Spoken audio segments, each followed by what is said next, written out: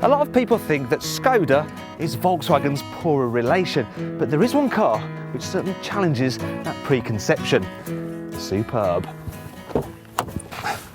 For instance, it has the quality to match anything its sister brand does. In fact, I think there's more soft touch materials in here than you find in a Passat. It's so well screwed together as well that you don't think it's ever going to develop an annoying rattle. And there's certainly nothing annoying about how all the controls are laid out, because it's all very intuitive.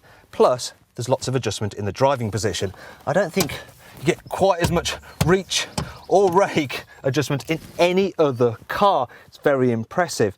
As for safety equipment, well, you get front, side and curtain airbags as standard, plus one for the driver's knee. And of course, that all important ESP anti-skid control.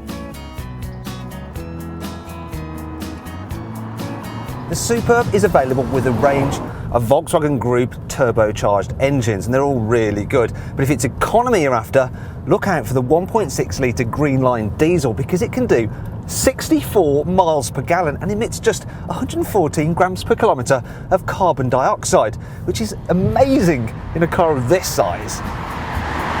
Regardless of which engine you go for, they're all refined at speed, and as you'd expect, the Superb is a great long-distance cruiser. It's nice and quiet, you hardly get any wind or road noise entering the cabin because it's so well insulated, and the seats, they're super comfortable.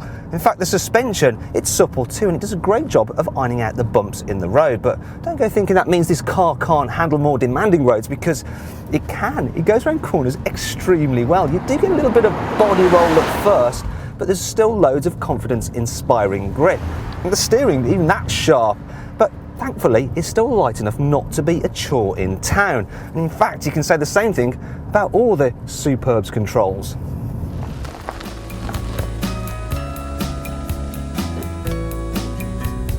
However, this Skoda's main selling point is, of course, its sheer size, because it means it has absolutely loads of rear passenger space. I mean, look at this. I have been in limousines that feel more cramped than this. In fact, if I stretch out, I think that my feet are in a different time zone. And then there's the boot, because it's absolutely massive. You've got 633 litres of space. And the fact that it's very square adds to the practicality, as does these tethering hooks and handy cubbies.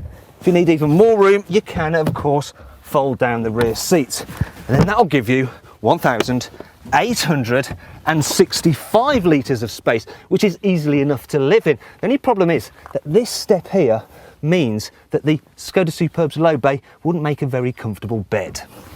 As for other problems, well, being big means that this Skoda Superb can be a bit tricky to park, and some people may be put off by the styling and of course the badge, but really they'd be missing out, because it's such a great value car considering what you get for the money, especially if you go for this more practical estate model.